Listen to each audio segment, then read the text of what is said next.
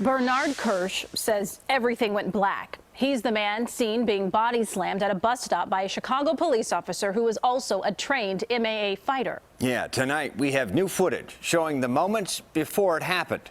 Kersh spoke only to Investigator Dave Savini. Oh, what the? I blanked out. So it knocked you out? Yeah, completely. You were just knocked unconscious? Everything went black. Bernard Kersh is the man in the now viral video, seen body slammed by Chicago police officer and mixed martial arts fighter Gerald Williams. Williams is a trained MMA fighter. He is accused of using excessive force against Kersh when he lifted him into the air and brutally slammed his head to the cement curb. New video uncovered by the CBS 2 investigators shows more angles of the slam and the moments that led up to it. Look what the they just did to this boy. What could have happened to you?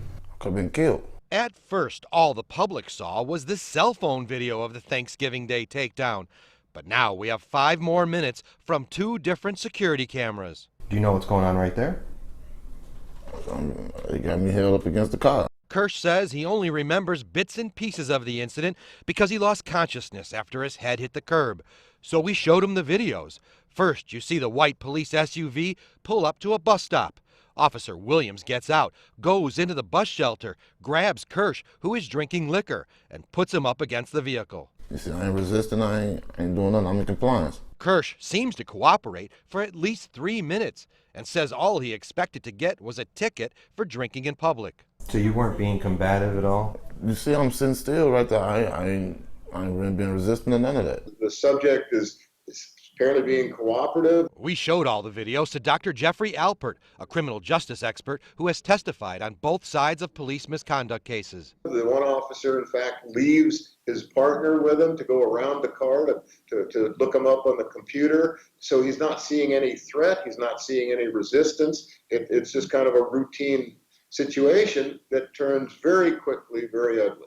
Kersh can be seen talking on his cell phone the entire time as he waits for police to run his name for any outstanding warrants. I heard them ask his name and his birthday. His mom, Keisha Johnson, says he had called her to tell her what was happening. He is paranoid schizophrenic, and it does affect his everyday living depending on what he's going through. I have meds for it. Oh, you do take meds for it? Yes, sir.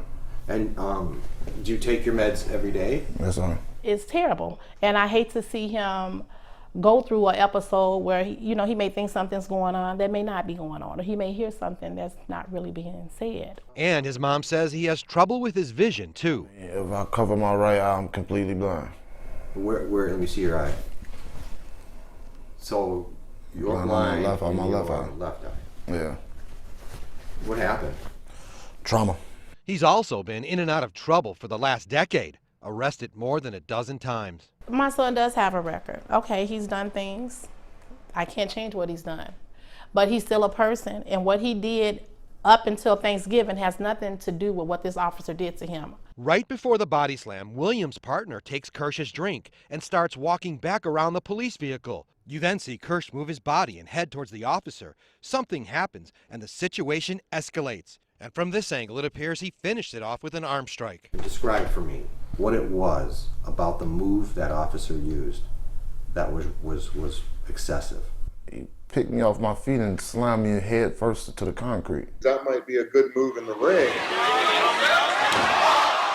Certainly not a good move on the street. It's not necessary to throw him to the ground. It's clearly an excessive takedown, and it's not justified. Officer Williams states in his report, Kersh licked and spit on him prior to his arrest. That officer said you spit at him. Did you spit on him? And spit at my officer. And then they also said you licked his face. And licked my officer's face. Dr. Alpert says even if Kersh really did lick or spit on Williams, the officer's reaction to take him down might be explainable, but the way he did it is still not justified. This was much more of a vicious lift and slam. Now, that may be okay under some circumstances, particularly on grass or on some soft surface. This was on a street with a curb and it's not controlled. It's really hard to justify that vicious a takedown for anything. Dr. Alpert also says since both Williams and his partner didn't wear body cameras, there is no close-up video of the encounter and no audio to help prove their allegations that Kersh was the aggressor. So you're saying if he wanted to arrest you, he should have just cuffed you? I'd rather been tased than been slammed like that. For 2 minutes, police stood over him as he laid in the street and then dragged his limp body towards another police car and waited for an ambulance to arrive. He says he didn't come to until later at the hospital. Describe for me the pain that you were feeling. Like I felt my heartbeat in my head, like do-do, do-do, do-do, do-do.